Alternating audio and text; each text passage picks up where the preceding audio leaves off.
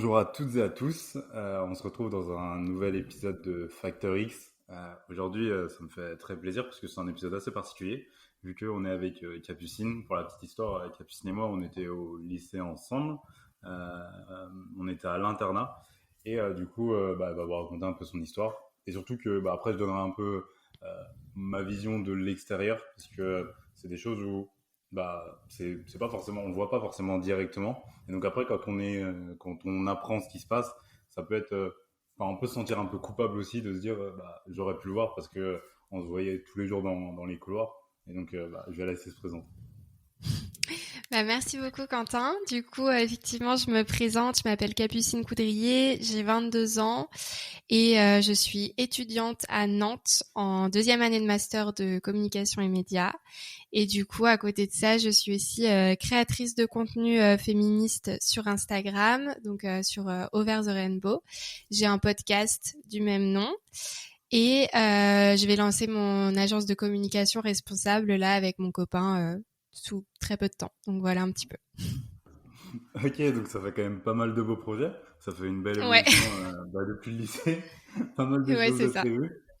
Après ça, on pourra en reparler dans un autre podcast au niveau tous tes projets entrepreneuriales, tout ce que tu as mis en place aussi aujourd'hui. Aujourd'hui, l'objet avec Factor X, c'est vraiment de démontrer que même si dans la vie, on a des épisodes plus que compliqués, avec des épreuves dures qui nous forgent, on peut s'en sortir. Et faut pas hésiter à demander de l'aide. Et surtout que ces épisodes-là ne nous définissent pas et qu'après, on peut vraiment réussir à réaliser de grandes choses. Donc, je vais pouvoir te laisser raconter un peu plus pour que les gens comprennent mieux. Ok. Alors du coup, pour moi, ce qui s'est passé, c'est que j'ai été victime de violences conjugales. Donc quand j'étais au lycée, donc comme le disait Quentin, on était au même lycée au même moment à peu près. Donc ça s'est passé entre mes 15 et 18 ans et c'était mon premier petit copain. Donc voilà, et puis c'était tout type de violences, des violences psychologiques évidemment, physiques, sexuelles, etc. Et du coup, ouais, ça a duré 3 ans et moi, j'arrivais pas du tout à comprendre ce que je vivais à ce moment-là, parce que pour moi, les violences conjugales, déjà, c'était uniquement des violences physiques, parce que c'est vrai que c'est ce qu'on voit beaucoup. Donc je me disais, si je suis pas défigurée, si j'ai pas un œil au beurre noir, etc., c'est que ça doit pas vraiment être de la violence conjugale. Et en plus de ça, deuxième souci, j'étais super jeune, donc j'étais mineure, mon copain aussi. Et en fait, tout simplement, j'avais jamais entendu personne parler du fait que ça pouvait arriver chez les mineurs. Donc du coup, beaucoup de situations qui ont fait que j'ai pas du tout compris ce qui se passait à ce moment-là de ma vie, en fait. Ok, bah oui, puis c'est pas étonnant aussi parce que c'est des choses où, comme tu l'as dit, on a souvent l'impression que ça arrive de loin aux autres personnes et à chaque fois qu'on en parle, c'est vraiment dans des cas assez extrêmes et Mm. pourtant la violence conjugale, ça peut commencer par des mots, ça peut aussi C'est ça. commencer par, il n'y a pas besoin de qu'il y ait vraiment des bleus ou des grosses marques physiques, c'est déjà psychologiquement. Ouais, tout à fait, ouais. C'est exactement ça.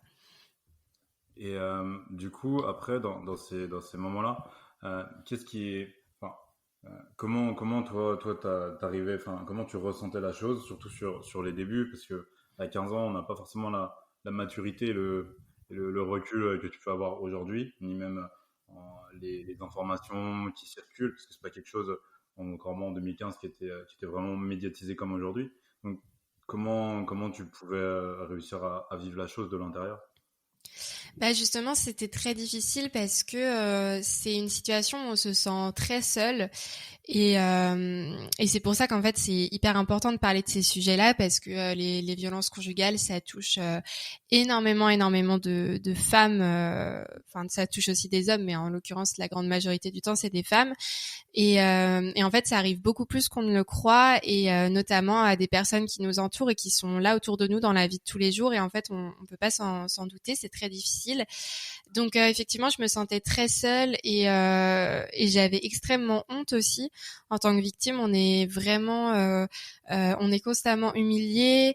On a honte parce que notre partenaire nous fait sentir que on est moins que rien et que on est minable, etc. Donc déjà, on a honte de ça et en plus, on a honte parce qu'il y a une partie de nous qui sait que qu'il y a quelque chose qui va pas et qu'il y a quelque chose qui est problématique, mais en fait on n'arrive pas à vraiment comprendre ce qui se passe, mais on sait, enfin moi je le vivais vraiment comme ça quand je me remets dans ma tête à l'époque, c'était je voyais qu'il y avait quelque chose qui n'allait pas, sauf que pour moi c'était pas assez grave pour que ce soit des violences conjugales, donc je me disais ok bah c'est pas ça. Pareil pour ce qui est violence sexuelle, moi j'étais au lycée au moment de MeToo, donc j'entendais parler des violences sexuelles, agressions sexuelles, viols et tout, je savais ce que c'était, mais pareil je me disais bah en fait je pense pas que ça puisse arriver de la part de son copain, je pense pas que ça puisse arriver si jeune, donc en fait j'avais plein d'éléments mais je m'identifiais vraiment à 100% à aucun et du coup j'étais vraiment super seule et je savais qu'il y avait quelque chose qui était pas normal et que c'était pas bien ce qu'il me faisait, sauf que j'avais trop honte pour en parler parce qu'à côté de ça j'étais une personne, enfin j'ai toujours eu beaucoup de fierté etc et j'étais aussi assez pudique sur mes émotions et j'avais pas envie de montrer que j'étais faible parce que c'était clairement une forme de faiblesse pour moi et de demander de demander de l'aide à des proches, pour moi c'était pas du tout envisageable parce qu'il y avait aussi une autre partie de moi qui voulait le protéger et qui me disait bah peut-être que il va changer, il va arrêter. Et du coup, faut pas que j'en parle parce que sinon tout le monde va le voir comme quelqu'un de méchant. Et moi, je voulais pas du tout ça. Donc voilà, c'était un mélange un peu de tout ça qui se passait dans ma tête à ce moment-là. Ouais, donc quand même hyper compliqué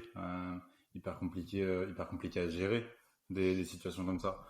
Parce qu'au final, personne ne peut réellement comprendre ce que tu ressens. Et surtout, en plus, à cet âge-là, je pense que enfin, ça doit être quand même vachement compliqué d'arriver et de pouvoir poser des mots, et des mots qui sont quand même vachement forts. Parce que, Mm. après, pour se protéger, il y a peut-être aussi une forme de déni de la part du corps qui se dit, bah, ça arrive aux autres, mais ça peut pas m'arriver à moi. Enfin, c'est trop gros et trop violent. Ouais, carrément. Même que, enfin, j'étais tellement dans une forme de déni, comme tu dis, que à l'époque, je savais très bien ce que c'était les violences conjugales et tout, et j'avais même regardé une série, donc avec mon ex qui était violent. On avait regardé une série qui s'appelle Big Little Lies, où en fait Nicole Kidman joue le rôle d'une femme victime de violences conjugales. Et en fait, je me rappelle très bien de voir cette série avec lui et de voir du coup le mari dans la série qui était violent avec elle et tout. Et en fait, je trouvais beaucoup de points communs entre le mari et mon ex. Dans leur façon d'agir, dans leur comportement et tout. Mais en fait, les violences qui étaient montrées, elles étaient tellement fortes et la vie de cette personne était tellement différente de moi. C'était une femme mariée d'un certain âge qui avait des enfants et tout. Et du coup, je me disais, ok, il y a des points communs, mais c'est pas possible que ce soit ça parce que ça y ressemble pas du tout. Donc c'est dire à quel point j'étais vraiment dans le déni parce que même quand je voyais les choses et que je savais ce que c'était, je me disais non, ça me correspond pas. Ouais, ça enfin, en y repensant, tu vois, on se dit c'est chaud quand même. Parce Mm. que, et c'est peut-être aussi une façon de se protéger. Parce qu'au final, dans ces moments-là, c'est tellement violent que se l'avouer, c'est aussi bah, comme tu as dit, pouvoir se dire bah, qu'on est faible. Et du coup, c'est peut-être à partir du moment où on arrive à se retirer l'image, de se dire en fait, je suis pas faible, c'est pas moi, c'est lui qui a un problème. Mm. Ouais, c'est ça. En fait, on est tellement manipulé et on est tellement vu qu'à chaque fois qu'il y a des violences, la personne violente va nous dire bah c'est de ta faute, c'est parce que toi t'as agi comme ça, c'est parce que toi t'as fait ça et tout, qu'on finit par se convaincre qu'en fait on mérite ces violences-là. Et c'est vrai que dans ma tête à chaque fois je me disais ok il devrait pas aller si loin, mais en même temps bon il a raison, peut-être que j'aurais dû être plus conciliante sur telle chose, j'aurais dû faire ce qu'il me demandait et du coup on est tellement manipulé et notre cerveau il réfléchit tellement à l'envers dans ces moments-là que c'est hyper compliqué en fait d'être lucide sur une situation et c'est pour ça que pour les femmes victimes c'est ultra difficile de sortir de cet engrenage parce qu'on est tellement dans un cycle hyper difficile déjà à prendre conscience de ce qu'on vit et ensuite à réussir à partir parce qu'on est tout le temps manipulé que c'est hyper compliqué et d'un point de vue extérieur on s'en rend pas forcément compte mais quand on l'a vécu on comprend à quel point c'est dur de dire stop et de partir en fait. Ok, ouais, donc c'est vraiment déjà un travail psychologique, c'est ce Mm. que tu me dis. Et- mais enfin, toi, ça c'est à quel moment du coup déjà t'as su, enfin t'as pu te dire, euh, en fait, je subis ça, mais enfin c'est à quel moment t'as réussi comment dire, à ne plus te dire, euh, oui bon, il y a des points en commun, mais là stop, vraiment, c'est juste plus possible. Ouais. Alors j'ai jamais vraiment réussi quand j'étais avec lui, j'ai jamais vraiment réussi à me poser ces mots de violence conjugale et à me dire ok il faut que je parte parce que je suis victime de violence conjugale. Ça s'est pas fait comme ça. En fait, ce qui s'est passé, c'est qu'à la fin du lycée, il m'a trompée. Et en fait, il m'a trompée en janvier et je l'ai appris en avril. Et j'étais à une période de ma vie un peu compliquée. Je venais de perdre ma grand-mère. J'étais à un mois de mes 18 ans, un mois du bac. Enfin bref, c'était une période un peu stressante et compliquée pour moi. Et en fait, je lui avais toujours dit, la seule chose qui fera que moi je te quitterai, c'est que tu me trompes. Parce qu'en fait, je pouvais pas supporter ça. Donc il le savait très bien et il l'a fait. Et en fait, moi j'avais quand même cette notion d'ego et de fierté, ce qui peut sembler très paradoxal quand on est victime. Mais voilà, j'avais ce fort ego et je me disais en fait, c'est pas possible que je me fasse humilier comme ça. Pour moi, c'était la goutte de trop. Alors qu'en fait, ça peut paraître limite rien du tout par rapport à ce qu'il me faisait subir, mais pour moi c'était vraiment la limite que j'avais posée et là il avait franchi la limite et du coup j'ai dit stop et je l'ai quitté à ce moment-là et après ça a été très difficile parce que on était dans la même classe, donc il restait encore 2 mois de cours à peu près. Donc c'était très compliqué, il m'a énormément harcelé, menacé, fait du chantage, etc. Donc c'était vraiment difficile de réussir à couper les ponts avec lui en fait. Et sachant qu'à ce moment-là, j'avais toujours pas conscientisé que j'avais été victime. Donc c'était vraiment une période très trouble pour moi, très compliquée à comprendre en fait. Ouais, ouais, bah ça peut se comprendre, surtout quand t'es en permanence en contact avec la personne. Donc, toi, c'est ce qui t'a permis aussi d'avancer, c'est de plus être en contact avec lui, c'est de finir le lycée. Ouais, c'est ça. En fait, déjà ce qui m'a aidé quand même, faut bien le dire, c'est que quand on s'est quitté, moi j'étais très isolée parce qu'au final, il m'interdisait vraiment d'avoir des amis, de sortir avec des gens, de voir d'autres personnes que lui. Donc j'avais des amis dans ma classe. En fait, c'est tout ce que je pouvais avoir. Et j'avais très peu d'amis garçons évidemment parce que il me l'interdisait. Il était hyper jaloux. J'avais donc 2 amis garçons, un qui était gay, donc voilà, et un autre. En fait, ce garçon-là était aussi très ami avec mon ex. Et au final, quand je me suis séparée, j'ai commencé à discuter avec lui parce que j'avais besoin de réconfort, tout simplement. Et en fait, au fur et à mesure, notre amitié s'est un peu transformée et on a commencé à se voir. Tous les deux en secret, on va dire, parce qu'évidemment, il fallait pas que mon ex le sache, sinon il l'aurait trucidé et moi avec. Donc voilà, mais en fait c'était pas vraiment une relation amoureuse, mais c'était plus qu'une relation amicale. Et en tout cas, ça m'a fait vraiment du bien parce que ça a duré peut-être un mois et demi et on savait très bien tous les deux qu'on sortirait pas ensemble ou quoi que ce soit. Mais c'était juste, j'avais besoin de réconfort. Lui était dans une période de sa vie où il avait besoin de réconfort aussi, et ça m'a fait énormément de bien parce qu'en fait j'ai pu voir que je pouvais plaire à quelqu'un d'autre, que je pouvais que quelqu'un d'autre pouvait me trouver désirable, etc. Et ça m'a vraiment aidée parce que moi j'étais à un moment où j'avais plus aucune confiance en moi. Pour moi, dans ma tête, ma vie était finie. Genre, je retrouverais plus personne parce que, comme il le disait si bien, j'étais trop nulle, trop moche, trop bête. Enfin bon, bref, tout ça. Et du coup, ça m'a vraiment aidée. Et surtout, le fait de pouvoir avoir quelqu'un d'autre qui me donnait de l'attention, etc., ça m'a permis de pas revenir avec mon ex parce que lui, il était tellement il m'envoyait tellement de messages, il me harcelait tellement que franchement, il y a plein de fois où je me suis dit, mais en fait, je devrais céder et retourner avec lui et au moins il me laissera tranquille. Donc là, ça m'a vraiment permis de m'accrocher à quelqu'un d'autre et de pouvoir m'en sortir. Donc je pense que si ce garçon avait pas été là à ce moment-là de ma vie, bah je sais pas où j'en serais aujourd'hui. Genre je serais peut-être retournée avec mon ex et je sais pas ce qui me serait arrivé après. Donc du coup, ça a vraiment été quelque chose d'hyper important. Et puis après ça, j'ai passé mon bac avec ce garçon-là, on se voyait plus du tout. Et puis ensuite, j'ai rencontré mon copain, enfin celui qui est mon copain encore aujourd'hui. Et en fait, c'est vraiment après m'être mise en couple, avoir une vraie relation de couple avec quelqu'un de normal et de stable, que Ouais. ça a vraiment fait relation miroir. Enfin, vraiment ouais miroir par rapport à ce que je vivais avant et où j'ai commencé en fait à avoir des flashbacks de ce que je vivais avant et à me dire ok là ça allait pas et c'est à partir de ce moment-là que j'ai enfin commencé à comprendre qu'il y avait un truc qui allait pas parce qu'au moment où il m'a quitté moi mon cerveau a tout effacé en fait j'ai complètement oublié tout ce qui s'était passé je savais que ma relation n'allait pas mais j'avais plus les souvenirs en tête en fait. Ok, ok, ouais, je comprends mieux. Je comprends mieux.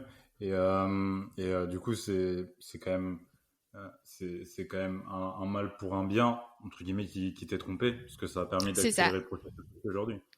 Ouais, exactement. Sinon, je sais pas où j'en serais parce qu'on avait prévu de trouver un appart ensemble après le lycée, etc.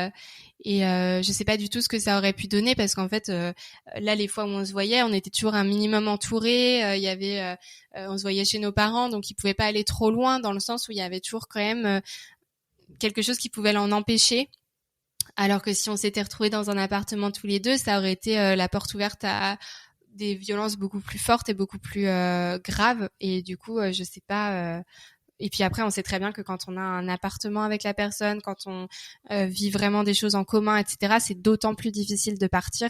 Donc, ouais, je pense que s'il m'avait pas trompé à ce moment-là, ça aurait été vraiment.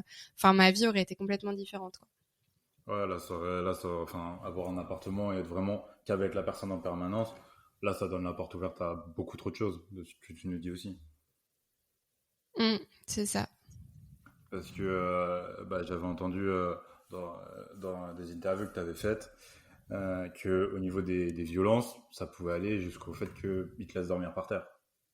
Ouais, c'est ça. Donc c'était beaucoup de menaces et au niveau des violences physiques, c'était pas forcément des violences très impressionnantes entre guillemets. C'était il allait me pincer, il allait me jeter des choses, voilà. C'est pas forcément ce qu'on a en tête tout de suite quand on pense aux violences conjugales. On va directement avoir l'image coup de poing, coup de pied, etc. Moi, c'était pas vraiment ça. Par contre, c'était plus au niveau des violences sexuelles que ça a été très compliqué.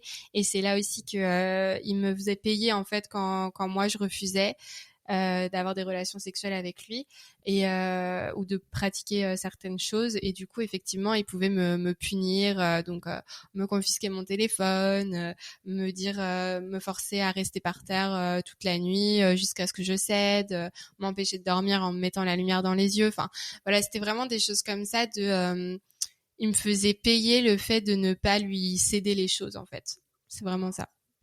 Ok. Enfin, juste là, quand tu dis ça, je trouve ça quand même vachement chaud, tu vois, dans le Ouais. sens où je me dis comment on peut en arriver aussi loin avec une personne. Mm. Et surtout, toi, dans ces moments-là, qu'est-ce qui se passe dans ta tête? Enfin, parce que Bah, c'est vachement humiliant, je pense aussi. Euh, comment t'arrives enfin, qu'est-ce qui se passe dans ta tête au moment où t'es bloqué par terre et t'es en mode, tu peux rien faire?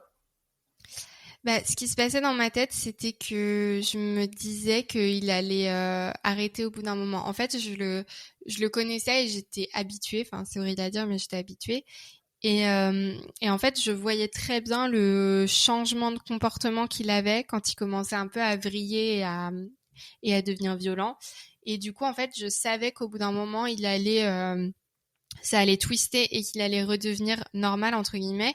Et, euh, Et du coup, je tenais un petit peu avec ça en me disant, bon bah, Capucine, tu vas prendre sur toi. Au bout d'un moment, il va se calmer et il va redevenir normal.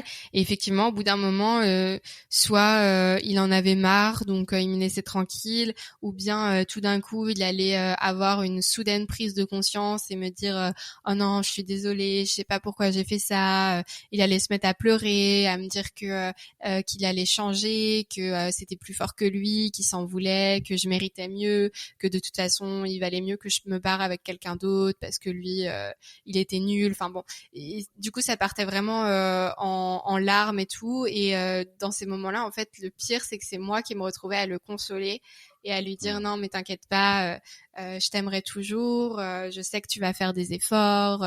Je vais rester avec toi. Enfin voilà. Donc au final, à chaque fois, il arrivait à retourner la chose pour se retrouver en position de victime. Et du coup, au final, c'était moi qui le consolais et qui passait pour la méchante en fait parce que du coup il se mettait dans des états comme ça à cause de mon comportement. Voilà. Ok. Ouais, donc un pervers narcissique au plus haut point, quoi. Mm. Et du coup, lui, en gros, son objectif à chaque fois, c'était vraiment de te descendre plus bas que terre et qu'après, retourner la situation pour que, au final, tu culpabilises, c'est ça aussi? C'est ça. En fait, c'est tout le temps ce qui se passe dans ce qu'on appelle le cycle des violences conjugales. C'est un cycle qui est en 4 phases. Où on va d'abord avoir la première phase qui est le climat de tension, où l'agresseur va installer vraiment un climat voilà de peur, de menace, où en fait en tant que victime, on sait qu'au bout d'un moment ça va exploser, mais on sait pas quand. Après, il y a la deuxième phase qui est la phase d'agression, donc là où se commettent les violences, peu importe le type de violence. Ensuite, il y a la phase de justification, donc c'est cette fameuse phase où l'agresseur tout d'un coup a une prise de conscience de ce qui vient de se passer, il va s'excuser, il va dire qu'en fait c'est pas de sa faute à lui mais c'est de la tienne, et du coup il renverse complètement la culpabilité et la victime elle est tellement plus bactère qu'elle va se dire ok bah il a raison, c'est de ma faute. Et la dernière phase c'est la phase de lune de miel, et c'est le moment où en fait l'agresseur change complètement de comportement et qui devient très gentil, très doux, qui devient je sais pas, par exemple il peut faire des cadeaux, il peut avoir un comportement irréprochable pendant je sais pas, 1 semaine, 2 semaines, 3 mois, enfin ça dépend vraiment de chaque relation, mais du coup c'est vraiment ces 4 phases là, et en fait c'est un cycle qui revient en boucle et qui du coup fait que c'est hyper difficile de s'en sortir. Ouais, bah, j'en doute pas, parce que du coup, à chaque fois que tu peux te dire, bon, bah, on va arrêter là, au final, il redevient gentil. Et donc, évidemment, tu peux douter, ce qui en soi est tout à fait humain et normal. Ok. Et C'est ça. du coup, après, c'est-à-dire que ça crée en même temps de la dépendance affective, j'imagine. Ouais, tout à fait, parce qu'on a l'impression que qu'on vaut rien et que la seule personne qui peut nous apporter de l'affection et de l'amour, parce que en plus vu que on a été coupé de tous nos proches plus ou moins, on se sent très seul. Bah la seule personne qui peut nous apporter ça, c'est le conjoint violent. Donc en fait, on n'a pas trop le choix. On se dit si je le quitte, je vais me retrouver seule au monde. Il y a plus personne qui va m'aimer. Je vais jamais retrouver quelqu'un. Et du coup, on se dit, bah, je m'en sens pas capable, quoi. Et c'est d'autant plus vrai quand on est très jeune, et c'est pour ça que le taux de violence conjugale est encore plus élevé chez les moins de 25 ans. C'est qu'on est plus vulnérable, on est plus naïf aussi, et du coup, on va avoir beaucoup plus de mal à prendre du recul sur des situations. Donc, c'est vraiment un condensé de choses qui font que c'est hyper difficile de vraiment réfléchir comme on réfléchit normalement sur ces sujets-là en fait. Ouais, bah ça m'étonne pas. Surtout dès que ça touche le psychologique, c'est toujours difficile d'arriver à s'en remettre, à poser des mots dessus. Parce que les coups physiques, ça part, ça laisse des marques, ça met plus ou moins de temps à partir. Mais quand c'est au niveau psychologique, c'est beaucoup plus long. Mm, c'est ça. Et puis en fait, les violences psychologiques, c'est vraiment quelque chose qui arrive tout le temps, parce qu'en fait, déjà, il y a beaucoup de relations de violence conjugale où il n'y a pas forcément de violence physique et sexuelle, mais par contre, il y a de la violence psychologique. Et toutes les relations où il y a d'autres types de violences, donc physique, sexuelle, financière, enfin peu importe, il y a aussi de la violence psychologique. Genre, c'est vraiment le truc qui est commun à toutes les victimes. Et effectivement, c'est ce qui est le plus difficile, je pense, à guérir, parce que ça brise toute confiance en soi, et c'est ça qui est le plus difficile à reconstruire, je pense. Ouais, c'est aussi dans l'intérêt de la personne que tu n'arrives pas à te reconstruire psychologiquement pour qu'elle puisse toujours avoir une emprise sur toi. Ouais, c'est ça. Ok. C'est, enfin, je me dis, surtout au lycée, je me dis c'est quand même hyper compliqué à gérer parce que déjà, enfin, la vie de lycéen n'est pas forcément facile parce que tu te découvres, tu te Mm. construis. Mais du coup, là, tu essaies de te construire et il y a quelqu'un qui te déconstruit en permanence. Donc, Ouais, c'est ça. comment t'arrivais à essayer de gérer ça ou aujourd'hui, quel regard tu peux porter aussi dessus? Bah en fait sur le moment, moi j'ai l'impression que sur cette période de lycée, il y a vraiment un gros trou noir, quoi, ou un voile du moins. J'ai l'impression qu'en fait, j'étais plus du tout moi-même, parce que en fait, dans ma personnalité quand j'étais petite et tout, j'étais une petite fille hyper comment dire, j'osais beaucoup dire les choses, j'étais très revendicatrice déjà, très j'allais pas me laisser faire. J'étais aussi quelqu'un de très très douce et j'étais très douce et très sage et voilà, j'étais un peu la première de la classe qui finissait de voir en avance et qui demande à la maîtresse si elle peut en avoir d'autres. Enfin, moi, j'étais ce genre de fille. Mais j'étais aussi, j'avais mon caractère et j'étais déjà très admirative des femmes puissantes et tout. Enfin, j'avais déjà en moi tout ce caractère-là que j'ai encore aujourd'hui.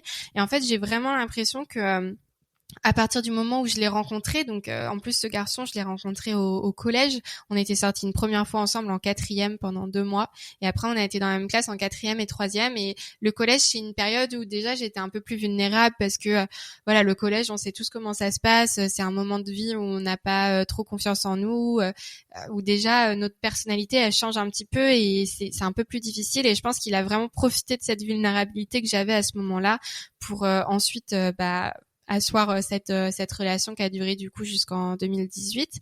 Et du coup moi quand je me revois au lycée, ouais, j'ai l'impression que c'était plus moi.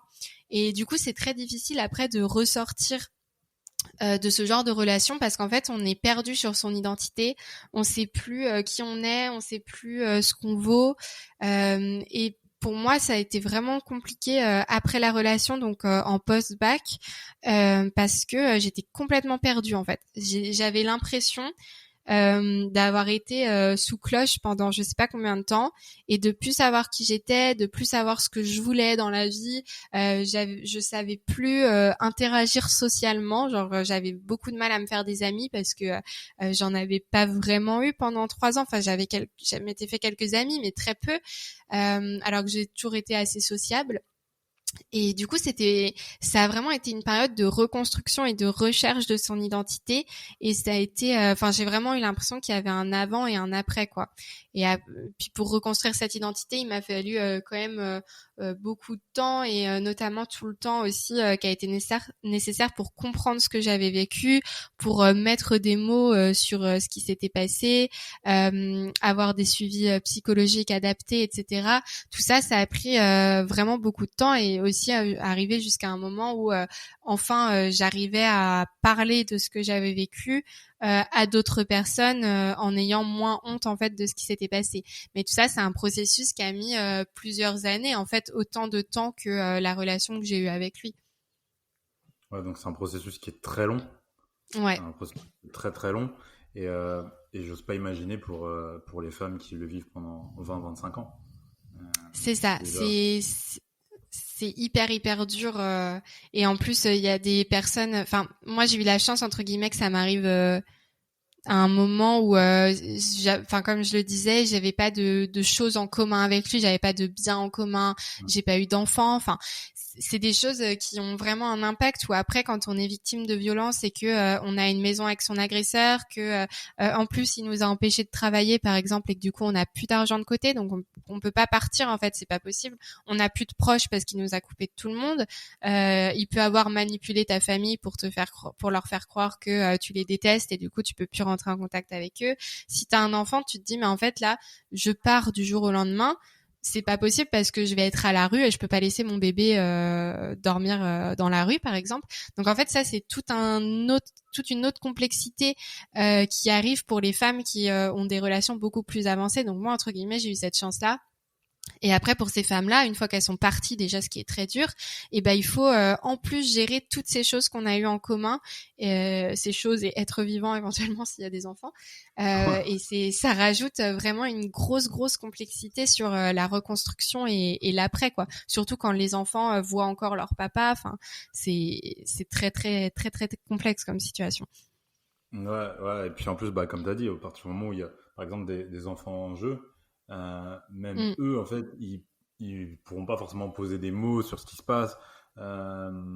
Et ça crée des traumatismes chez tout le monde, au final. Ouais, Donc, c'est ça clairement. qui est très compliqué à gérer. Mm. Et toi, du coup, enfin, aujourd'hui, tu as dit que tu t'étais fait accompagner. Enfin, t'as dû voir beaucoup de spécialistes, par exemple, pour te faire accompagner, ou toi, un spécialiste a suffi. Comment un peu ça se passe, ce processus-là? Ouais, alors ça a été en plusieurs étapes. Déjà, il a fallu que je me rende compte que quelque chose n'allait pas. Donc, comme je disais, j'ai commencé à avoir des flashbacks en commençant ma relation avec mon nouveau copain. Donc, qui s'appelle Maxime, ce sera plus facile de le nommer. Et donc, en fait, je commençais à lui dire, mais c'est bizarre, je me rappelle de ça. Je sais pas trop. J'ai l'impression que ma relation d'avant c'était un peu toxique, mais j'avais vraiment du mal. Et en fait, petit à petit, ça revenait beaucoup dans mon sommeil. En fait, j'ai commencé à faire beaucoup de cauchemars. Toutes les nuits, je rêvais de mon ex. C'était horrible. Je revivais des scènes et tout. Enfin, et en fait, je dissociais complètement. J'avais l'impression que c'était pas moi. Et je me disais, si ça se trouve, c'est mon cerveau qui a un problème. Et en fait, je suis en train d'inventer des choses. Et il m'a pas fait ça. Et c'est pas possible qu'il m'ait fait ça et que j'ai rien fait. Enfin, c'était c'était hyper compliqué. Et en plus de ça, faut pas oublier qu'on est dans une société qui remet constamment en doute la parole des victimes. Et on peut avoir l'impression d'un point de vue extérieur que ça a pas beaucoup d'impact, mais en réalité, ça a un énorme impact parce que du coup, quand on pense être victime de violences sexuelles, bah, et de violences physiques ou peu importe, on se remet tout le temps en doute parce qu'on se dit ouais, mais peut-être qu'au final c'est de ma faute, peut-être que j'avais pas été assez claire, peut-être que enfin on trouve tout un tas d'excuses qu'on entend tous les jours pour décrédibiliser les victimes. Et en fait ça nous enfin c'est un mécanisme dont il est hyper difficile de sortir. Et donc quand j'avais tous ces cauchemars et tout, j'en ai parlé à mon copain.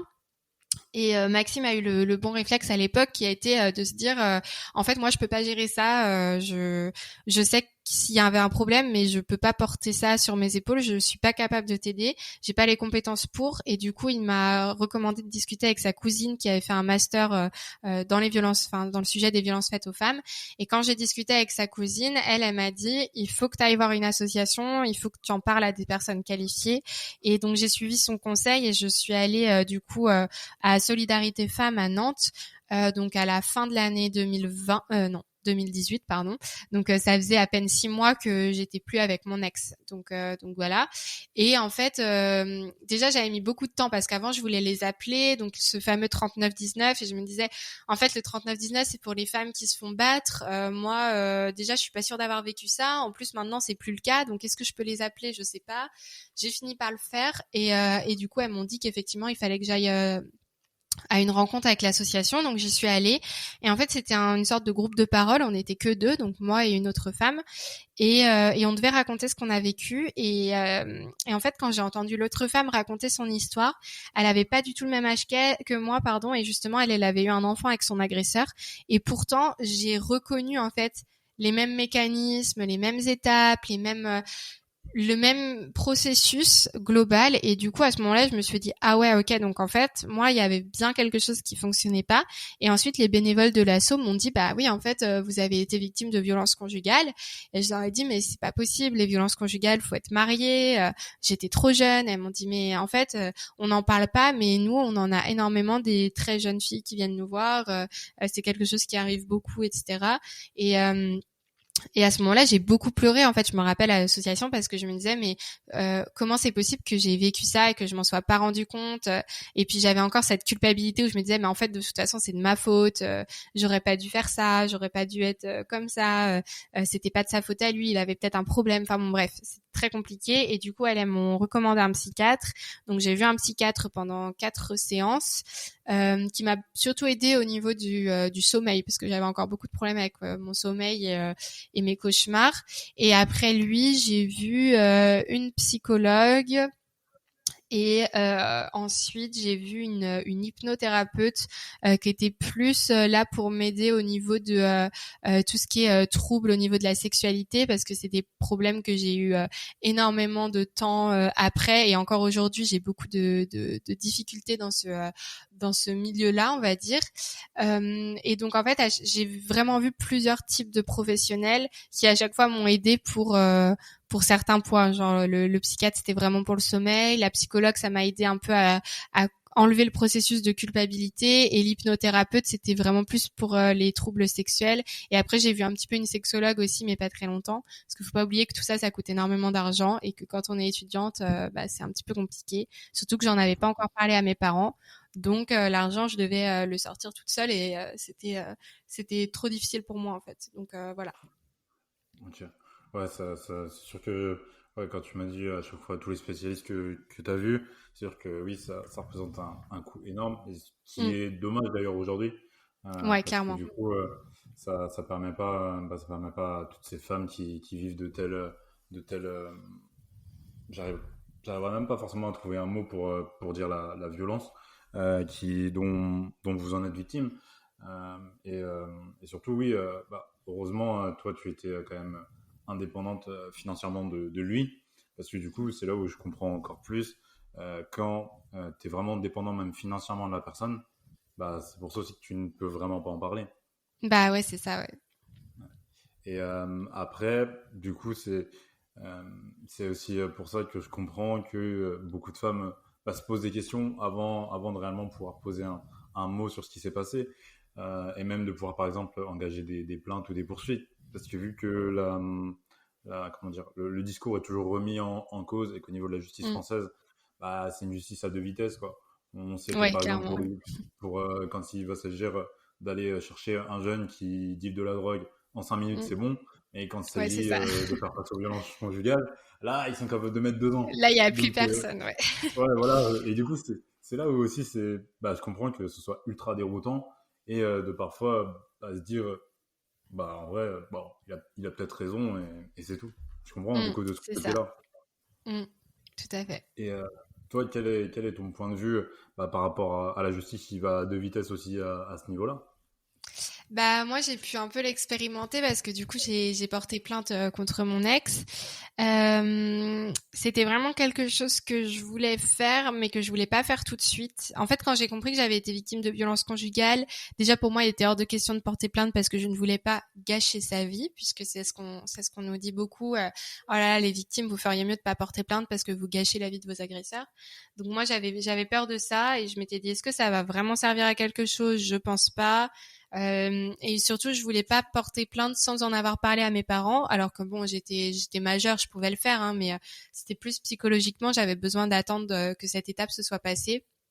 Donc au final, j'ai réussi à en parler à mes parents l'été 2020 après avoir lancé Over the Rainbow. Et du coup à ce moment-là, je me suis dit ok bon bah je vais porter plainte parce que pour moi c'était un peu une façon de clôturer l'histoire, de me dire au moins j'aurai pas de regrets, je l'ai fait et je pense que ça va servir à rien, mais au moins je l'aurais fait. Et je le faisais surtout non pas pour moi, mais pour les autres victimes éventuelles, en me disant voilà s'ils recommencent, il y aura au moins ma plainte qui pourra soutenir ces femmes qui parleront et ça peut vraiment changer les choses pour elles s'il y a déjà eu une autre plainte sur le sujet.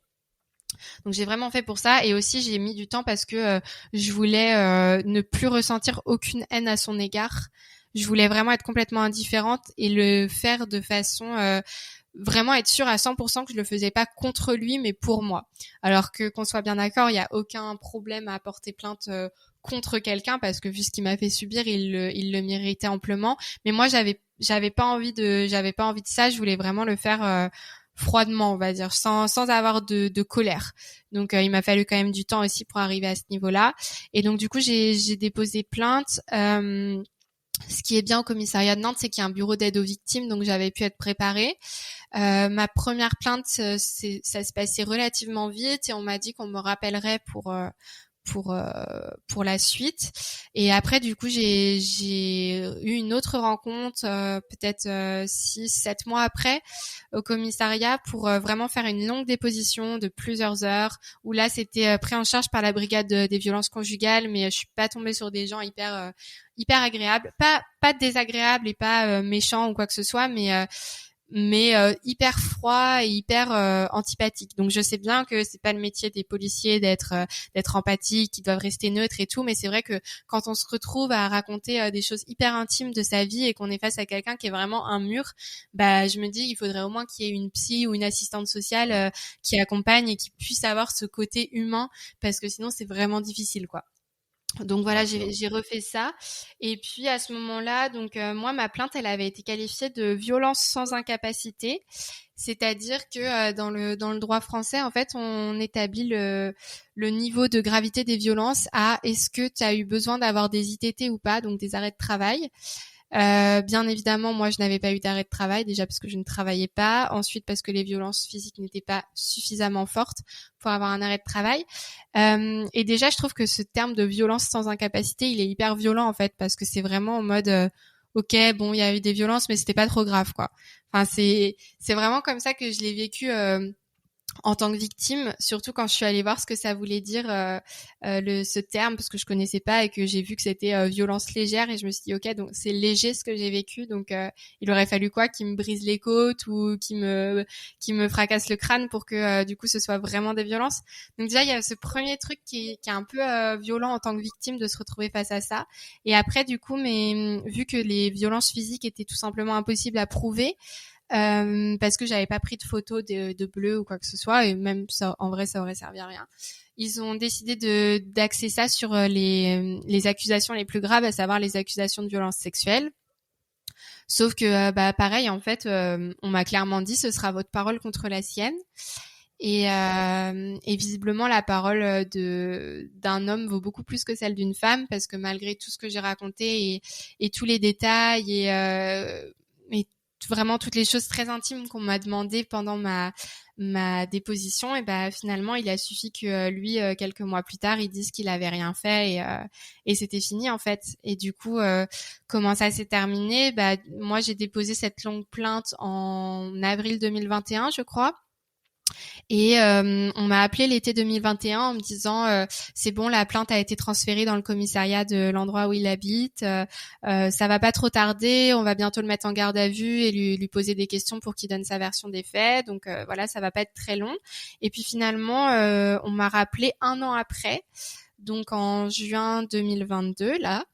Et là, je reçois un appel, j'étais en stage et on me dit bonjour madame, c'est le commissariat de nanana, on vient de placer monsieur nanana en garde à vue. Déjà, ça fait beaucoup d'informations, entendre le nom de son ex, c'est toujours hyper violent quand on a été victime, ça réveille beaucoup de choses.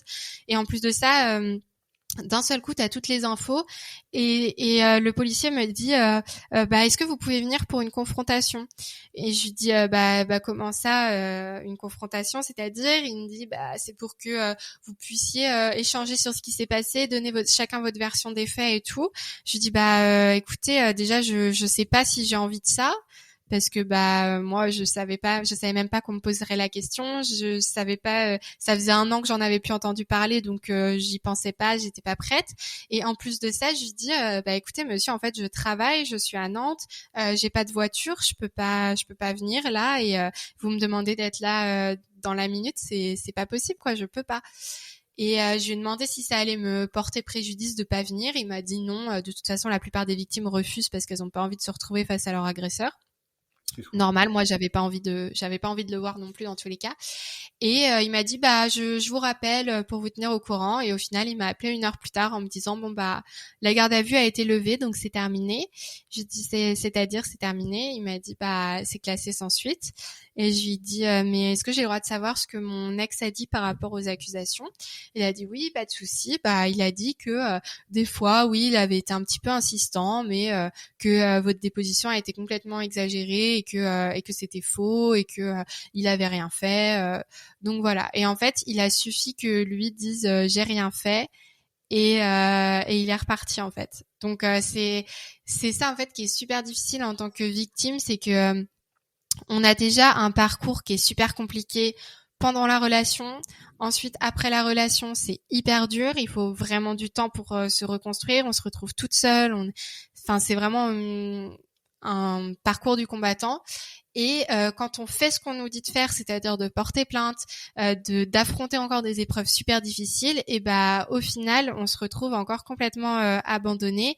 Et lui, en fait, c'est en fait le truc moi que je trouve horrible, c'est la différence d'impact que ça a sur nos vies. C'est-à-dire que moi, ça fait depuis 2018 que je suis en train de me reconstruire et de faire un travail sur moi-même pour aller mieux, etc. Que je me suis tapé, je sais pas combien de cauchemars, de stress post-traumatique, de troubles qui affectent encore mon couple aujourd'hui, etc. Et lui, depuis 2018, il est tranquille, hein, il a eu des copines, etc. Et On le convoque au commissariat, donc je sais pas si même ça l'impressionne ou pas du tout. Et en fait, il a même pas une journée de garde à vue, quoi, genre 2 heures, et il dit j'ai rien fait et c'est fini. Donc en fait, c'est vraiment ça qui est un peu insupportable. Et même si on s'y attend, ça fait toujours Ouais, un ça choc. fait toujours du mal quand même de se dire waouh, donc en fait là c'est terminé, c'était la dernière étape et ça se finit comme ça et il aura rien en fait. Il aura même pas un stage de sensibilisation, il aura rien du tout. Donc la seule chose qui m'a un peu réconfortée, c'est que le policier a dit bah après si quelqu'un d'autre dépose plainte contre lui, du coup bah il y aura enfin là il y aura vraiment il risquera vraiment quelque chose parce qu'il y aura 2 personnes. Mais je trouve ça horrible en fait de me dire donc il faut qu'on attende qu'il recommence sur une autre femme et je sais déjà qu'il a commis d'autres choses envers d'autres femmes qui n'ont pas porté plainte. Donc en fait, on attend qu'il y ait une victime qui arrive à trouver le courage d'aller porter plainte et de revivre tout ce que moi j'ai vécu pour se dire ok, on va peut-être empêcher de continuer à ce qu'il fasse d'autres victimes. Donc c'est ça en fait qui est insupportable, c'est de se dire mais ce mec il peut continuer comme ça toute sa vie en fait parce que personne va jamais l'arrêter et c'est plutôt ça qui est hyper rageant quoi on va dire. Donc clairement la justice c'est compliqué. On sait qu'il y a 1% des personnes contre qui on dépose plainte qui sont condamnées, donc autant dire rien du tout. Et surtout enfin moi vu que je suis activiste sur les réseaux sociaux, etc., et que j'ai beaucoup partagé ma propre histoire, bah je reçois beaucoup de messages de femmes qui me racontent la leur. Et en fait, c'est insupportable de voir que c'est tout le temps pareil. Enfin moi sur toutes les victimes à qui j'ai parlé, j'en ai aucune qui a été aidée par la justice. Donc c'est vrai que ça laisse quand même un sentiment un peu amer de se dire mince, il y a tant de femmes qui sont victimes, il y a tant de femmes qui sont même tuées parce que personne n'a rien fait et ben il se passe toujours rien en fait parce que tout simplement on ne croit pas quand on dit ce qu'on a vécu. Donc voilà, c'était très long ce que j'ai dit, mais grosso modo Non, t'inquiète pas, c'est c'est très important. c'est difficile de pas être en colère en fait. Bah, ça se comprend parce que ça veut quand même dire Mm. aux yeux de la justice que bah, la personne peut le faire déjà au minimum sur 2 personnes pour être inquiété. Et C'est encore, ça, il pourrait même le faire sur 25 personnes si les 25 ne portent pas plainte. c'est ça. Et puis Donc, ça fait encore reposer la responsabilité sur les victimes de bon bah allez-y, allez porter plainte et tout, alors que pour elles c'est super difficile. Elles peuvent être menacées, elles peuvent être, enfin voilà, moi j'ai eu de la chance entre guillemets parce que j'habitais plus au même endroit que lui. Enfin on n'habite pas non plus hyper loin, mais j'habite pas là où il habite exactement, donc j'ai moins cette peur de me dire oh là ça se trouve je vais le croiser en faisant mes courses demain matin et il va me tomber dessus parce que j'ai porté plainte contre lui. Mais pour beaucoup de victimes c'est le cas, donc c'est tellement difficile, enfin c'est compliqué quoi, clairement. ouais. Bah, je le comprends tout à fait. Et c'est aussi pour ça que je comprends mieux pourquoi il y en a plein qui retirent les plaintes après. Parce que Mm. il suffit que le mec qui te retrouve, il vienne te mettre une pression psychologique. Et du coup, bah, évidemment, tu retires aussi immédiatement la plainte. C'est ça. C'est Et ça surtout, moi, le. j'étais pas en situation d'urgence dans le sens où il pouvait plus vraiment m'atteindre et me faire de mal. Mais des femmes qui viennent juste de quitter leur conjoint et qui vont porter plainte, bah en fait, si la police ne leur apporte pas une protection qui est une protection nécessaire et qu'il la renvoie chez elle, bah on sait très bien ce qui se passe. C'est retour aux violences, ça peut même du coup se terminer en meurtre, très malheureusement. Parce qu'en fait, on ne protège pas ces femmes qui font la démarche d'y aller. Et quand je dis ça, je blâme pas individuellement chaque policier qui reçoit ces plaintes, etc. Le problème, c'est qu'il y a aucun moyen qui est mis financièrement par le gouvernement pour avoir les structures nécessaires, pour avoir les formations nécessaires des forces de l'ordre. Donc en fait, ça changera jamais, malheureusement. On peut faire toute la prévention qu'on veut, etc.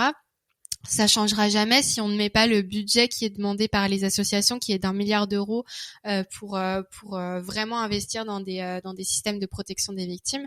Bah en fait, on peut faire toutes les belles promesses du monde et dire que les femmes c'est la grande cause du quinquennat et tout ce qu'on veut, mais en fait ça changera jamais si on met pas les moyens de vraiment mettre un terme à tout ce qui se passe quoi. Ouais, donc, L'argent, c'est clairement le nerf de la guerre de ce que tu dis. Clairement.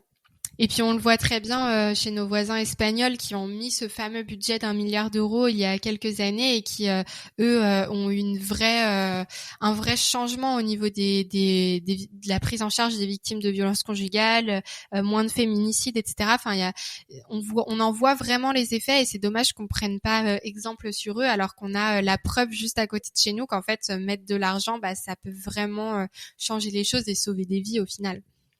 Ouais, c'est ça aussi. Et aussi parce que vu qu'ils ont mis l'argent, bah, les hommes qui le font, ils se disent, ah ouais, je risque réellement quelque chose.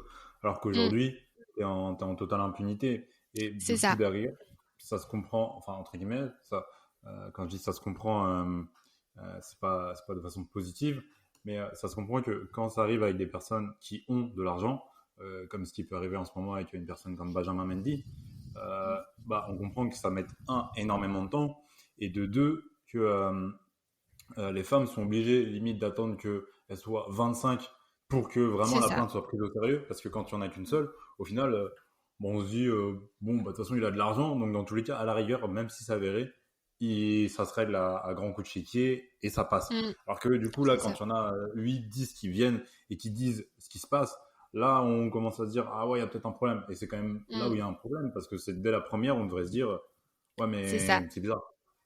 Et encore, c'est bien l'exemple que tu donnes avec Benjamin Mendy et tout, et encore même là où on voit qu'il y a je sais pas combien de victimes et tout, il y a encore des gens qui disent mais non, c'est des menteuses, elles font ça pour l'argent. Donc ça c'est le fameux truc, elles font ça pour l'argent. Moi je connais aucune victime qui est devenue riche en portant plainte, hein, clairement. Bon moi j'ai eu de la chance, enfin de la chance je sais pas, mais j'ai pas eu besoin de payer de frais d'avocat et tout parce que bah, ça a été classé sans suite, il y a pas eu d'enquête, donc voilà. Mais pour des victimes qui vraiment se lancent dans une procédure judiciaire, il y a énormément de frais, sans compter tous les frais qu'on a dépensés avant en psy, etc. Il y a énormément de frais au niveau de la justice et très souvent, ça n'aboutit à absolument rien. Et même quand ça aboutit, la somme qu'on peut avoir, elle est dérisoire par rapport à tout ce qui a été dépensé. Donc ça, c'est vraiment un truc qui me fait pas mal rire quand j'entends des gens qui disent c'est pour l'argent. Moi, j'attends toujours mon argent hein, si c'est ça, mais il y en a pas, ça je peux le garantir. Ouais, et puis aussi, au-delà de l'argent, c'est le temps, l'énergie C'est ça. mis pour des affaires comme ça, le psychologique également, parce que le côté financier, certes, mais au niveau psychologique, il faut réussir à s'en relever aussi, parce que l'argent Mm, n'efface pas tout, clairement. même si aujourd'hui, euh, il y a des grosses sommes qui peuvent être versées, ça n'efface pas ce qui a été fait. Et C'est que ça. ça Et en soit plus, pour toi ou dans toi, c'est quand même présent. c'est ça. Et puis en plus, là, j'ai déjà discuté avec des femmes qui ont été dans des procédures judiciaires où elles avaient l'occasion de demander des dommages et intérêts. Et ce qui est fou, c'est qu'elles n'en demandaient même pas parce qu'elles avaient tellement ce truc de si je demande de l'argent, du coup, bah on va croire que je fais ça pour l'argent. Que du coup, elles n'en demandaient même pas quoi. Enfin, c'est dire à quel point on, on a tellement peur d'être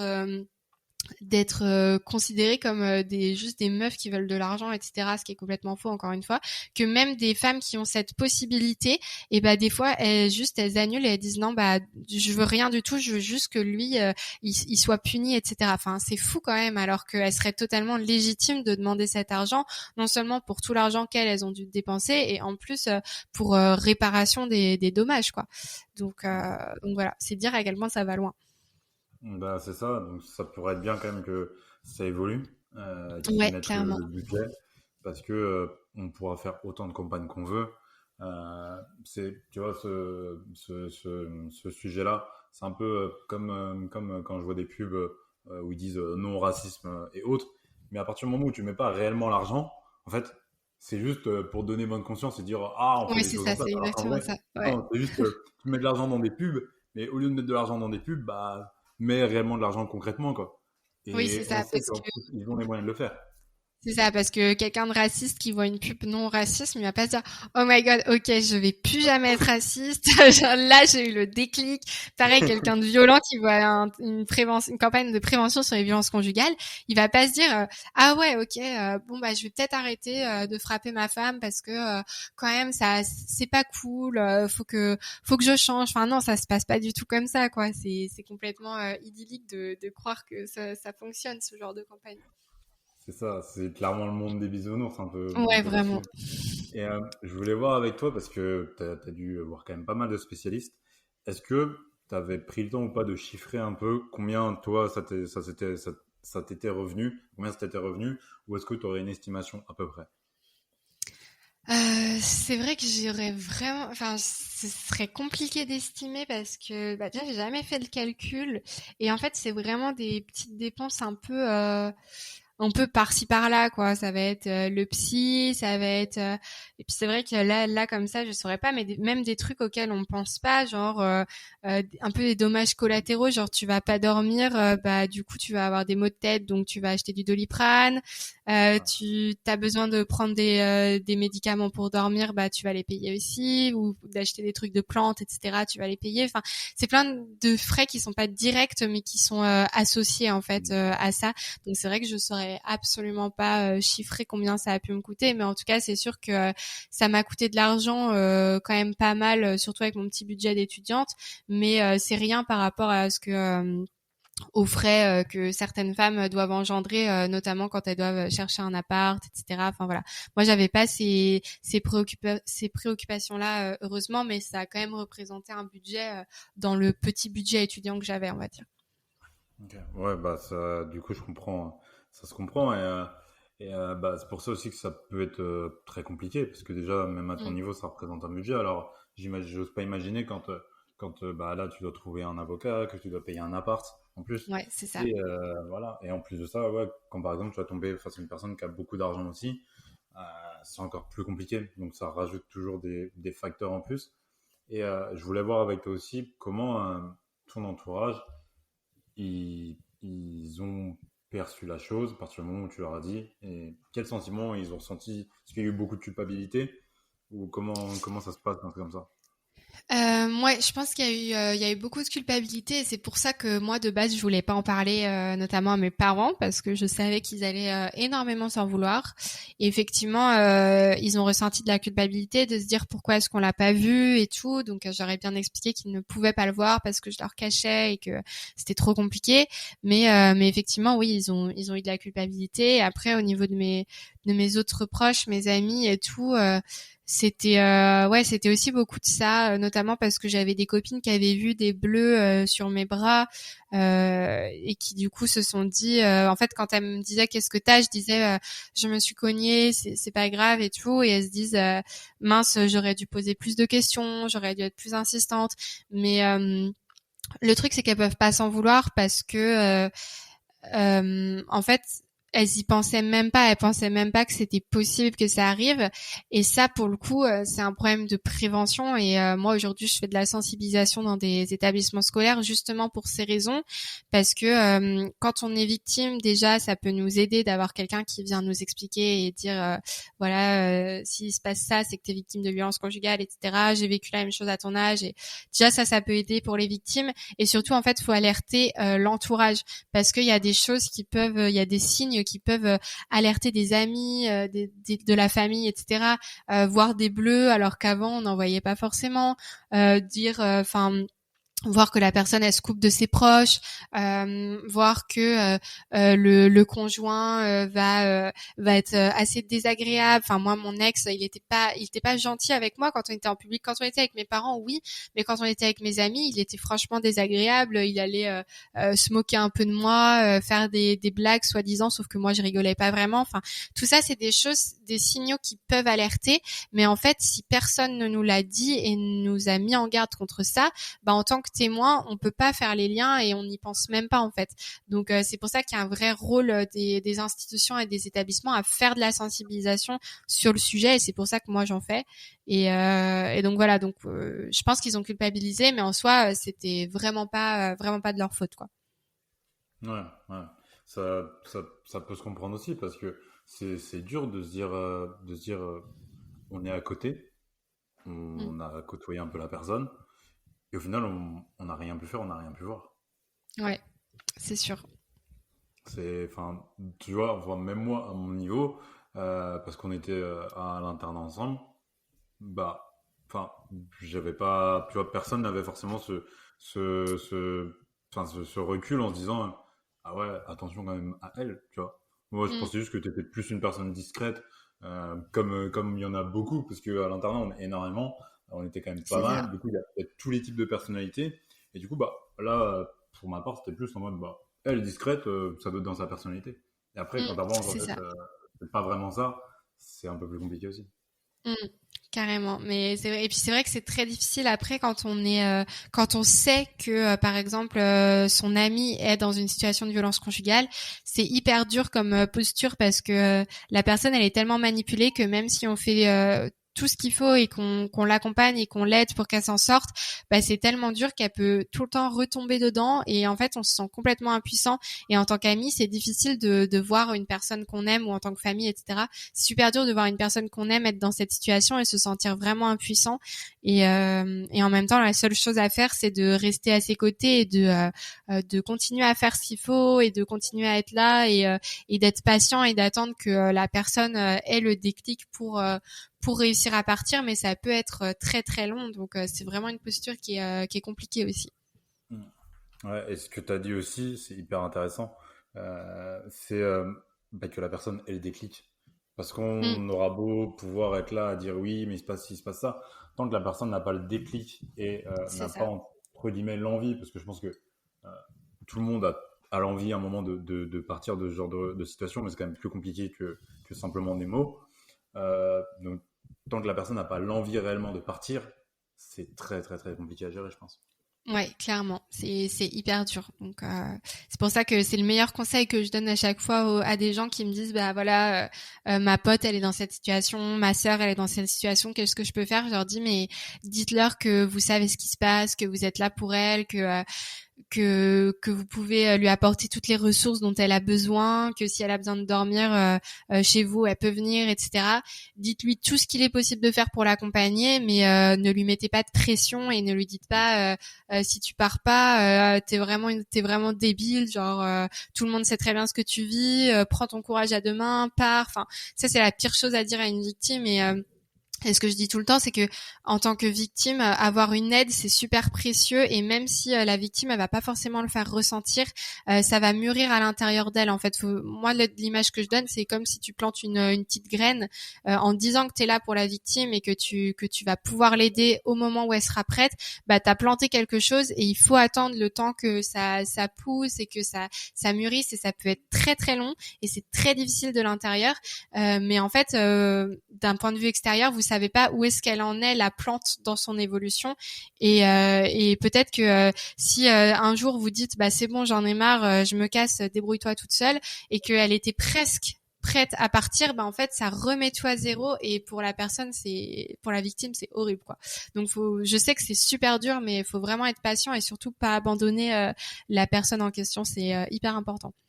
Ouais, parce que du coup, en plus, comme ça permet toujours que la personne se dise, ah, j'ai une porte de sortie. Alors que C'est ça. sinon, elle peut passer en mode désespoir et se dire, en fait, j'ai plus personne sauf lui. C'est Mm. là où ça devient encore plus dangereux. Ouais, carrément. Ok. Et toi, ça t'a pris, entre guillemets, quand je dis ça t'a pris, c'est à partir de quand que tu t'es dit, bah, je vais en parler, je vais partager mon histoire et je vais même en faire des interventions dans des écoles. Ce qui s'est passé, c'est que j'ai créé Over the Rainbow donc en juin 2020 et l'idée de base, c'était pas du tout de parler de ce que moi j'avais vécu. Je voulais même pas trop parler de moi sur le compte. Enfin, c'était pas prévu qu'on voit ma tête et tout. Déjà, j'en avais pas encore parlé à mes parents, donc voilà. Et en fait, l'idée de base, moi, c'était vraiment le podcast et donner la parole à des femmes sur leurs histoires de vie. Et en fait, au fur et à mesure du temps, moi, j'ai avancé aussi dans mon cheminement personnel par rapport à ça. Et en fait, en voyant les retours que j'avais sur les épisodes, de personnes qui me disaient que ça les avait aidées, que ça leur avait fait du bien de pouvoir s'identifier à quelqu'un, de se sentir moins seule et tout, je me suis dit, bah en fait, moi, j'ai jamais entendu parler quelqu'un qui a a vécu la même chose que moi à l'adolescence. Et peut-être qu'en fait, c'est arrivé à d'autres personnes et peut-être que je devrais en parler et que ça pourra aider. Et donc je l'ai fait à ce moment-là sur un épisode de mon propre podcast. Et à l'époque, j'avais peut-être je sais pas 600, 700 abonnés. Enfin, c'était vraiment très très peu et c'était principalement des gens que je connaissais de vue, des gens qui étaient au lycée, au collège, des choses comme ça. Et pourtant à ce moment-là, déjà, j'ai eu énormément de retours de personnes qui m'ont dit mais j'ai vécu la même chose que toi. Même du coup d'autres personnes que je fréquentais par exemple au lycée et que je voyais tous les jours et je me disais en fait, on vivait toutes la même chose chacune dans notre coin et personne nous en a parlé et personne nous a aidés et c'est fou, on était là à côté l'une de l'autre et on traversait les mêmes galères sans pouvoir s'en parler. Donc je me suis dit ok, il y a peut-être vraiment un sujet, mais vu que j'avais pas beaucoup d'abonnés, bon voilà, c'est resté comme ça. Et après en avril 2021, j'ai fait un post sur mon Instagram où je parlais de ce sujet en disant que j'en avais été victime et du coup c'est un post qui a été plus partagé. Et où du coup j'ai reçu beaucoup de messages de personnes que je connaissais absolument pas, qui avaient vécu la même chose. Et là je me suis dit mais attends, il y a vraiment un problème pour qu'il y ait autant de personnes, alors que j'ai très peu d'influence, qu'il y ait autant de personnes qui me contactent. Et du coup ce que j'ai fait, c'est que à ce moment-là j'ai contacté des journalistes de Nantes et je leur ai dit voilà, je viens de faire un post sur le sujet, j'ai eu tant de retours, je pense que c'est un sujet vraiment important dont il faut parler parce que en fait on est très très nombreuses à le vivre et c'est pas normal qu'on en parle nulle part dans la média. Et du coup il y a des journalistes qui m'ont dit ok bah go. Et du coup à ce moment-là j'ai pu faire quelques interviews, donc d'abord dans la région sur Nantes et puis après du coup sur des médias un peu plus gros, nationaux, etc. Par exemple sur Brut, sur le 1245 d'M6, enfin voilà d'autres types de médias et où en fait à chaque fois c'était la même chose. Il y avait toujours plus de personnes qui me disaient qu'elles avaient vécu la même chose. Et puis après finalement j'avais cette envie de faire des interventions, je savais pas trop comment m'y prendre et au final c'est un jour deux collégiennes qui m'ont envoyé un message en me disant on est dans un collège en Vendée, on fait une journée sur le féminisme, est-ce que tu veux venir? Et j'aurais dit bah ouais carrément et du coup j'ai préparé une intervention sur les violences conjugales. J'avais jamais fait ça mais je me suis dit bah on va tester, on va voir. Et au final j'ai fait deux interventions même d'1h30 devant des 3e et 4e. Ça s'est super bien passé. J'ai eu un super bon rapport avec ce public jeune et du coup je me suis dit bah je vais continuer et j'en ferai quand j'aurai le temps à côté de mes études et du coup depuis j'en ai fait dans d'autres dans des établissements scolaires pareil collège et enseignement supérieur aussi, mais je peux aussi le faire au lycée, j'ai pas encore eu l'occasion mais voilà. Ok, bah c'est hyper louable à toi, parce que tout le monde n'est pas capable derrière, en plus de déjà le raconter sur les réseaux sociaux, mais de s'exposer au regard direct des gens, parce que ça veut dire que tu es quand même vachement avancé dans le processus de guérison, pour pouvoir C'est ça. monter sur une scène, en parler, et s'exposer au regard qui peut être hyper violent des gens, des retours qu'ils te font, des commentaires, même des questions qu'ils peuvent te poser. Après aujourd'hui, comme je l'ai vu, t'as aucun problème à pouvoir répondre aux questions. On peut vraiment parler de tout. Mais ça aussi, ça peut être. Je pense que c'est ce qui peut être vraiment très compliqué Ouais. les victimes. Arriver à s'exposer, à dire les choses et dire bah si tu me crois pas, c'est pas grave, mais moi mon histoire elle est comme ça. J'irai pas Mm. dire des choses pour faire plaisir. Ouais, c'est ça, faut avoir un recul quand même sur la situation. Après, les interventions, en général, ça se passe toujours bien parce que les gens, en fait, t'es face à eux et du coup, je sais pas comment dire, mais ils sentent que t'es authentique et ils sentent très bien que tu leur racontes pas n'importe quoi et même s'ils te croient pas, à la limite, ils vont pas te le dire, ils vont pas oser. C'est sûr que c'est un peu différent sur les réseaux sociaux, notamment par exemple quand j'étais passée sur Brut, j'ai reçu plusieurs commentaires qui disaient voilà, c'est encore une menteuse, elle dit ça pour faire son intéressante, de toute façon à son âge ça existe pas les violences conjugales, enfin plein de trucs comme ça, mais moi j'y étais vraiment préparée, je savais très bien ce que je risquais entre guillemets en m'exposant, donc c'était un choix que j'avais fait où je m'étais dit moi je pense que j'ai la capacité de supporter ça parce que j'en suis à tel stade dans ma reconstruction, etc., et parce que je m'en sens capable, donc autant que je le fasse parce que au moins ça va avoir un impact et ça va pouvoir aider d'autres personnes. Et au final je regrette pas du tout de l'avoir fait parce que ça m'a apporté énormément de choses. J'ai fait des super rencontres, j'ai vécu des super expériences. Donc ça valait le coup, et c'est pas les quelques commentaires désagréables. C'est des choses qui peuvent m'agacer et m'énerver sur le moment, surtout quand je me mets à la place de victimes qui les lisent et qui voilà. Mais moi, ça m'atteint pas personnellement parce que j'ai fait un travail suffisant pour savoir ce que j'ai vécu et ne plus douter de mes souvenirs ou quoi que ce soit.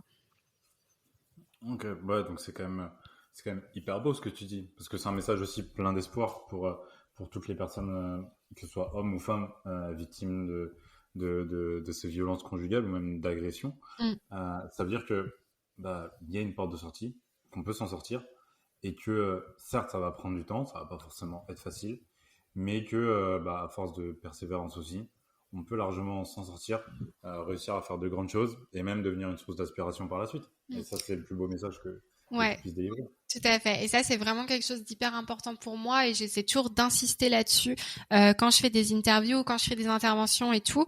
À chaque fois, je leur dis, ok, c'est dur ce que j'ai vécu, mais regardez ce que je fais aujourd'hui, regardez qui je suis, regardez, voilà, j'ai un copain depuis 4 ans, ça se passe super bien, je suis très heureuse dans ma vie de tous les jours, je suis très épanouie, etc.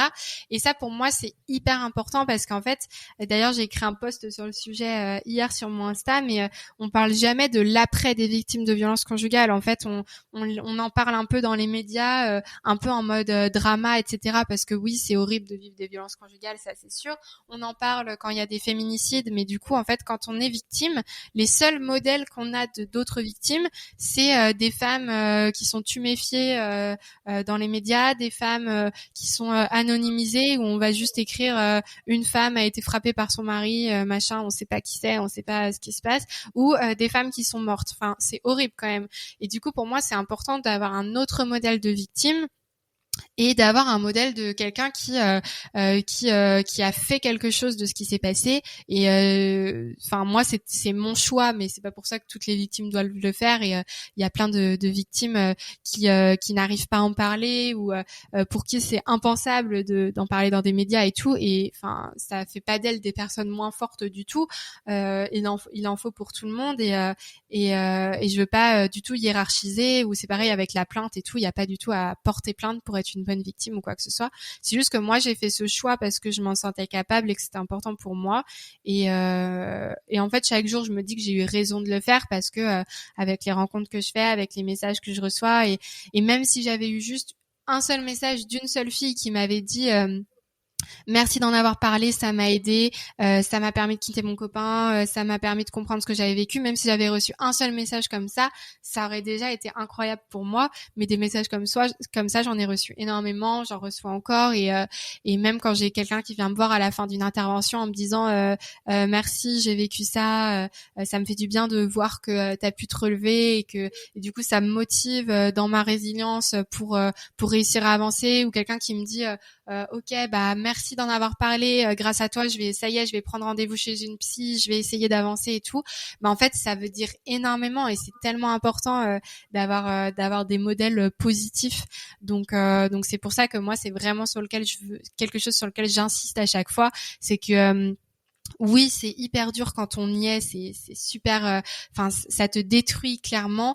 Oui, après il faut des années pour s'en remettre, pour se reconstruire et tout, mais c'est possible. Et il y a un jour où on arrive à aller mieux, où on peut retrouver quelqu'un, où on peut reconstruire sa vie. Et c'est aussi important d'avoir un peu cette vision-là, parce que quand on est dans les violences conjugales, on est tellement malheureuse qu'en fait on ne voit pas d'avenir possible. Moi, j'avais beau avoir 15, 16, 17 ans, je me disais, si je le quitte, ma vie sera finie. Alors que c'est horrible, j'étais tellement jeune, mais pour moi, je me reconstruirai jamais. Genre, je pourrais jamais être heureuse. Enfin, c'est horrible, mais c'est ce qu'on se dit quand on est victime. Donc, je pense que c'est important d'avoir des personnes qui prennent la parole et qui disent, ok, moi, j'ai été victime, mais regarde, aujourd'hui, je fais ça, et toi aussi, tu peux faire ce que tu as envie, et toi aussi, tu peux être heureuse et épanouie. Donc voilà. Les mots sont durs, les mots sont forts également, ceux que tu utilises. Et c'est hyper, je trouve ça hyper beau comme message.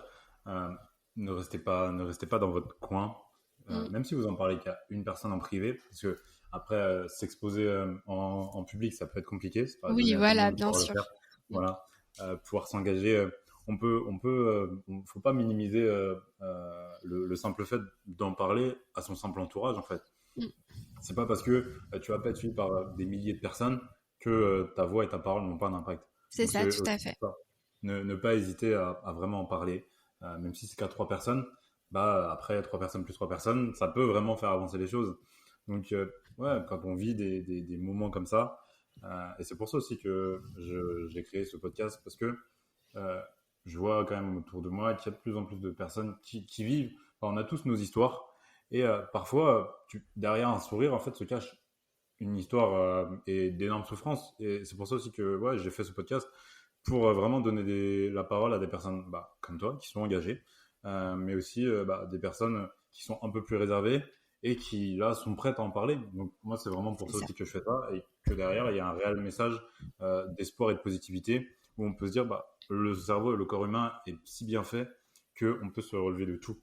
Mm. On peut se relever de Carrément. tout, même si ça prend du temps. Il faut prendre le temps d'eux, mais vraiment, tout est possible. Exactement. C'est tout à fait le message à transmettre. Bon, c'est top. Et aujourd'hui, j'avais une dernière question. Toi, sur le chemin de la guérison, tu penses en est tout? Est-ce qu'aujourd'hui, tu penses être totalement reconstruite ou est-ce qu'il y a encore beaucoup de séquelles et beaucoup de travail à réaliser? Les séquelles qui restent aujourd'hui, c'est quand même surtout au niveau de ma vie affective et sexuelle où voilà, j'ai encore des choses à régler, mais j'ai de la chance d'être avec quelqu'un de super qui a toujours été très compréhensif et vraiment vraiment génial avec moi. Donc c'est un processus qui est long, mais il faut être, je pense, tolérante avec soi-même et tolérante avec son corps parce que moi je m'en ai beaucoup voulu à mon corps en fait parce que même quand moi j'allais mieux et tout, je me disais ça m'énerve que mon corps ne refonctionne pas comme avant, que je me sentais hyper frustrée, mais en fait, faut être tolérante parce qu'il faut se dire, ok, ce corps, il a supporté beaucoup et il lui faut du temps, il faut qu'il se, voilà, qu'il arriver à se réapproprier son corps, c'est vraiment quelque chose de long. D'ailleurs, moi, j'ai repris vraiment le sport aussi, ça m'aide, mais c'est un processus qui est super long et moi, ça fait du coup plus de 4 ans et demi que c'est terminé, mais je suis toujours sur un processus de reconstruction et même si j'ai aucun problème pour en parler et que je vais très bien aujourd'hui, j'ai toujours des moments où je me dis mince, pourquoi est-ce que ça m'est arrivé à moi, est-ce que ma vie elle serait pas plus simple quand même si j'étais pas passée par cette épreuve. Enfin, il y a toujours des moments de questions et des moments où c'est difficile et je pense que la reconstruction, je pense pas arriver à un moment dans ma vie où je me dis ok, là, tout est parfait, tout est revenu à zéro, tout va bien. Je pense qu'il y aura toujours des choses parce que c'est des expériences qui laisseront des traces pour toujours. Mais après, je pense qu'il faut réussir à en tirer du positif. Encore une fois, attention, c'est normal de pas en tirer du positif tout de suite. Hein. Moi, si on m'avait dit juste quand j'en sortais, non mais t'inquiète, essaie de voir le positif et tout, j'aurais dit mais non, en fait là, je suis à bout, j'ai même plus envie de rien, donc je suis en dépression, enfin j'ai pas envie de voir le positif. Donc faut quand même prendre du recul par rapport à tout ça. C'est normal de pas forcément y arriver tout de suite, mais il faut se dire qu'au bout d'un moment ça va être possible et effectivement, pour moi, je suis sur ce chemin de reconstruction, j'y suis toujours. J'ai fait énormément de progrès et je suis très contente de tout ce que j'ai pu faire. Mais je sais qu'il y aura encore des choses, il y aura encore des moments dans ma vie où ce sera difficile. Il y a toujours certaines choses, certains bruits, certaines odeurs qui me rappelleront ce qui s'est passé. Et ça, ce sera toute ma vie. Et ça m'arrive encore parfois de faire des cauchemars et tout. Et c'est des choses, ça me quittera jamais, mais j'essaie de me concentrer sur ce qu'il y a de positif, ce que j'en ai fait et tout ce que j'ai de merveilleux dans ma vie aujourd'hui et qui me rend très heureuse. Et du coup, je me dis que c'est chaque jour mieux en fait. Je suis toujours sur une pente ascendante, donc voilà, je suis très positive par rapport à ce qui s'est passé. Et, je peux pas dire que je suis à 100% reconstruite, mais c'est en processus et c'est très très bien comme c'est aujourd'hui. Félicitations. Parce que Merci. c'est un hyper beau message que tu nous délivres. C'est-à-dire que même dans le négatif, on peut toujours trouver du positif. C'est une question de point de vue. C'est Mm. sûr que ça peut prendre du temps de changer le point de vue. Il faut passer par différentes étapes, un peu par la haine, par la culpabilité. Euh, et après par cette étape d'ascendance permanente.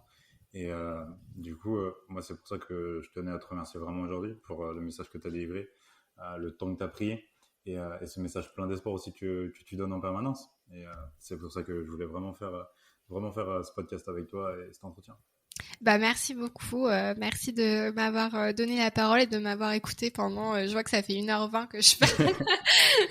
Je suis désolée, je suis très bavarde, mais merci beaucoup franchement et puis j'espère que ça va pouvoir aider des personnes. De toute façon, ça sert toujours parce qu'il y a toujours des points communs même avec d'autres vécus, même si c'est pas exactement ça. Donc je suis sûre que ce sera très utile. Donc merci à toi. Je t'en prie, c'est normal. Prends soin de toi en tout cas. Merci beaucoup toi.